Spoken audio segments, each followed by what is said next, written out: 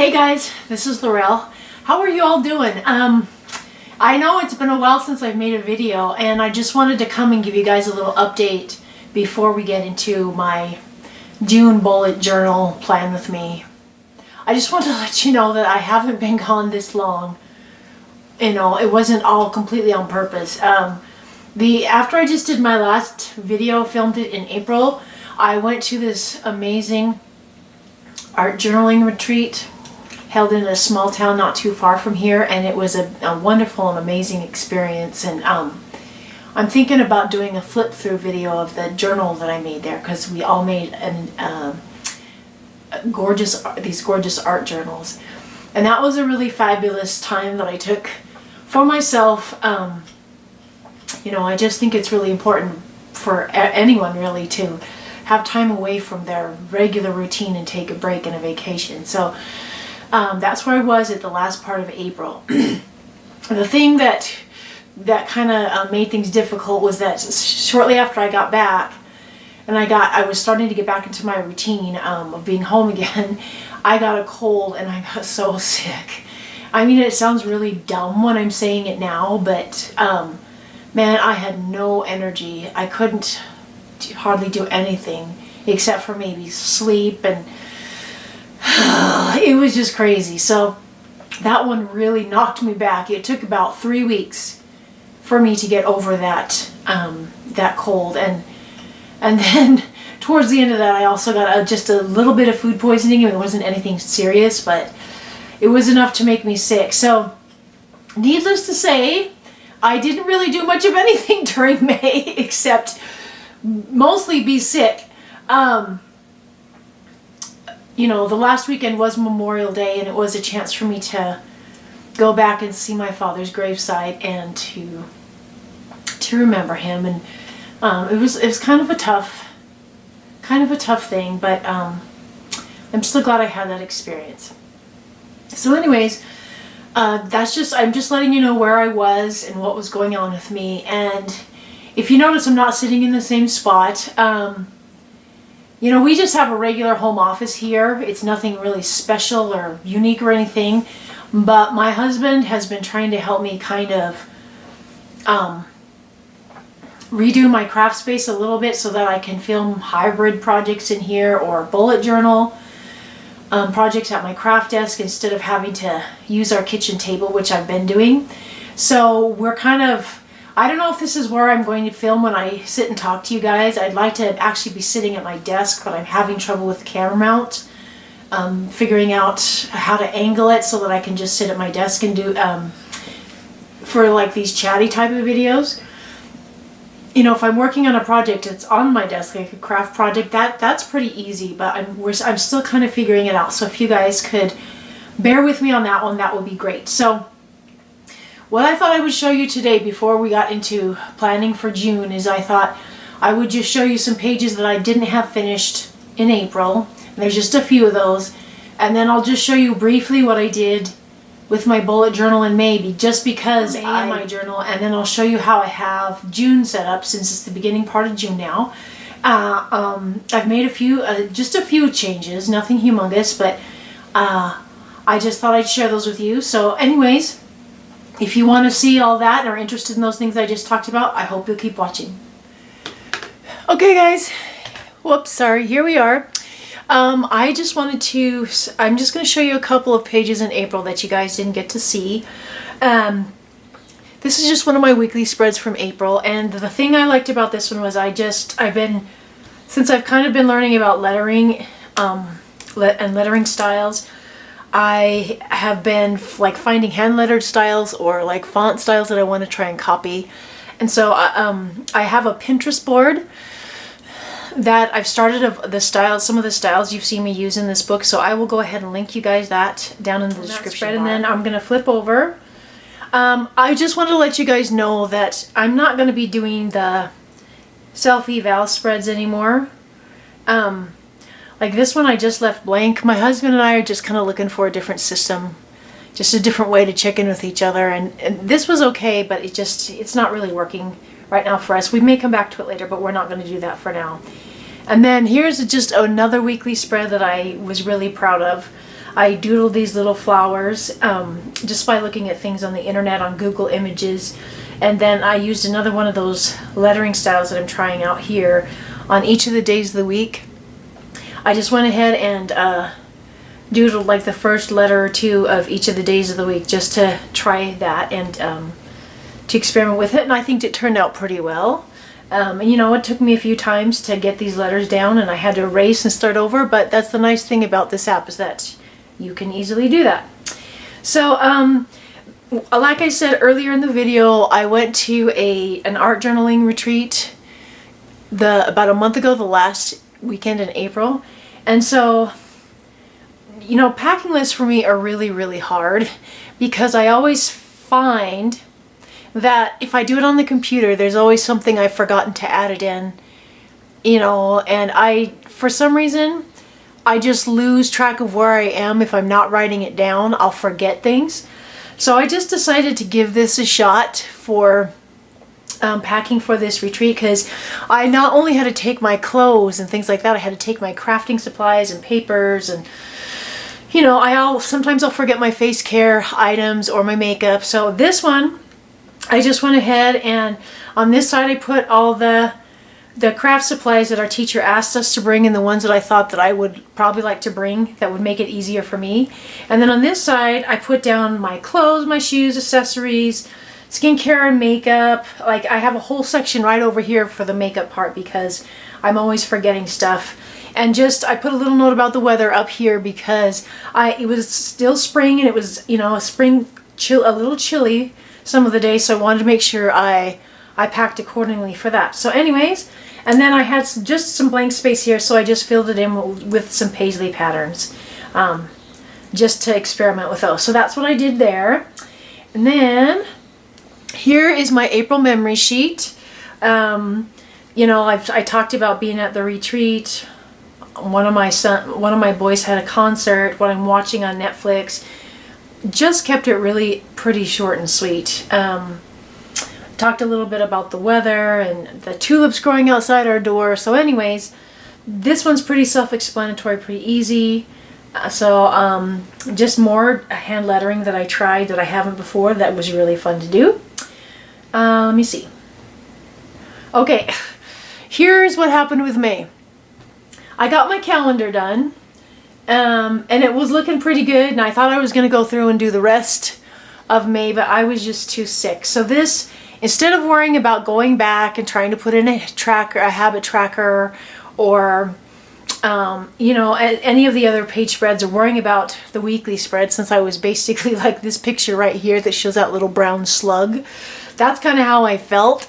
And so I just documented that, you know, it shows that I didn't get any of the crafty things that I normally like to do during the month. I didn't really get any of those done. Just tried to focus on some things that were good, like Mother's Day and, you know, going to visit my father's gravesite with family. Those types of things, put those in there. But I just think, you know, there's a lot of pressure to have perfect, beautiful, you know, always kept up bullet journals. You know, from what we see on the web, and you just, some months it's just not going to happen, or some days or weeks, or, you know, and it's fine. So that's one thing I like about this whole bullet journaling thing, is that even if you don't get done what you plan to do, you can still keep it short and sweet, or if you want to, you can even just skip over it. So anyways, that's how I chose to handle my, you know, my month of May, where nothing went quite like I planned on it. So I didn't get too upset about it. I just realized that my body was telling me to take it easy and to rest, and this is just what happens. So anyways, there's that. Now, we're moving into June. So here, I've set up my calendar. I don't have much filled in yet. Found another fun lettering online, which I believe is also on my Pinterest board. Filled it in with a quote from Lucy Maud Montgomery, who, you know, writes the Anna Green Gables series, which I loved. And then up here, I don't know if you can tell, but these are supposed to be beach umbrellas, and then there's a couple starfish and a few little sand buckets there. And then another habit tracker from Boho Berry, which I filled in. And then I just recently sent an email to somebody who watched one of my videos, and I just let them know that this is I can't remember what size is this, A4, you know, the half sheet of paper. It doesn't fit 100% right on this page, so you either have to have some space at the top or the bottom, or maybe a little at both. So what I just choose to do is just, you know, resize the tracker once I bring it in from the web, and I just resize it using my fingers by pointing and squeezing till it fits on the page like this, and then I just choose to embellish up here because I've already got words and a couple little drawings over there for June, so I figure it just creates really good continuity. If you want to see me actually taking a document from another person's website like this, you know, like this tracker that's a freebie, and actually showing you the process of what I do exactly to get this in my bullet journal, you can let me know down below or send me an email. I did kind of show that in the very first video that I did. I briefly showed how you import that in here, but I didn't go over the steps in more detail. So if you want to see that, let me know. All right, and let's move on. Here I've got my June gratitude log set up. I decided to do it a little bit different than last time. I'm just trying to find ways to make it look, the last couple times I thought mine looked kind of messy. So I thought I would just, oh, let me go back and show you those, because I think we missed those for April, because I didn't do it in May. Here we go. So there is my finished doodle a day for April, and my finished gratitude log. And it looks pretty good, but I just want to see how, if this other, doing it the way I have now, looks a little bit neater and better. And here are my doodles, and I really enjoyed doing these, and I thought they were a lot of fun. But one thing that I noticed is that I was having a ton of trouble coming up with ideas on my own of things to draw. I kept thinking of the same things to draw, so to make it a little easier for myself, what I decided to do is to find a blogger who, you know, has a doodling challenge, because there's a few of them out there. The one I chose to do for this month is by what is her name? The Petite Planner is the name of her blog, and this hashtag is on Instagram. It's called Oodles of Doodles June. I'll try to put that on the screen so you can see it a little better. But yeah, if you go to this hashtag, one of the first posts is a list of things that you can doodle on. So I took her ideas, and I'll be posting those onto Instagram here. But you know, like the first one is nail polish, the second one is a bikini, the third one, let me see, what does that say? I have to look at it. Oh, it's lipstick. They just keep going on. So this way, when I sit down to do my daily doodle, it'll be even a little bit faster, because I won't have to sit there and think about what do I need to draw, and have I forgotten, have I already drawn this or whatever. Yeah, so we'll just see how that goes. And then with the gratitude log, I was having trouble figuring out how big to make the spaces, and so the last 3 or 4 are going to be a little smaller because I kind of ran out of room. But again, this is my bullet journal. I don't care what anybody else thinks. I can do it this way if I want. So there you go. So anyways, there's that. And then, yeah, here we are. So I've kind of resisted doing a mood tracker for the last little while. I just haven't wanted to do it, or I just didn't think it would be relevant to me. But I've kind of changed my mind, and I think that it would be really helpful for me to keep track of how I'm feeling each day. Like if part of it I'm feeling a little blue, or another part I'm feeling really good about the day, and just to kind of see for myself if I'm getting the most out of my life that I can. And if I feel like I'm having too many days where I'm down, then there's just some changes I'll want to make in my life. So anyways, I just kept that pretty simple. I went and picked my colors. Just a second here, sorry guys. I went and picked my colors for that I'm going to fill in for each mood. I picked it off of one of the art palettes in here, and let me see if I can remember which one. I think it was the coloring palette that I used. I've just found in this app, if I want to, it's just easier for me to keep track of what colors I'm using and go back to them if I find one palette. So I believe they're all from this one right here, the coloring palette is what it looks like. So anyways, and I know that a lot of people are into using a mood mandala to track their moods, but when all those concentric circles are right next to each other and stuff, I think it's really pretty, but for me, it's really hard visually to see what's going on.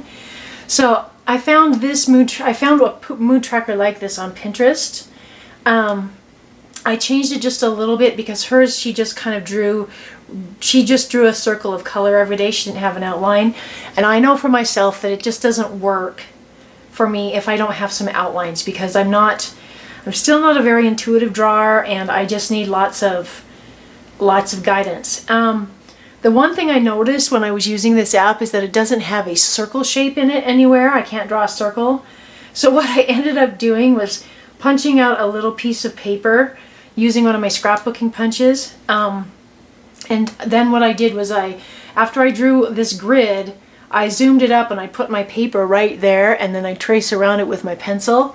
And it was a little tricky. It wasn't the most effective method, and so you know, I tried tracing around things like a lipstick or a small little cup, but I just wasn't having good luck with this. So I don't know. Maybe I'll find a better system, or I'll choose a different tracker next month. But for this one, I'm going to make these all kind of look like little budding flowers. So anyways, I think that'll be a lot easier for me to track and to see. So that's what I'm going to do. Yeah. Page turner function. There we go. So what I thought I'd do really fast is I just thought I'd show you how I'm going to do my first weekly spread for the end of May and the 1st of June. And then we'll just see how it looks. Alrighty, here we go.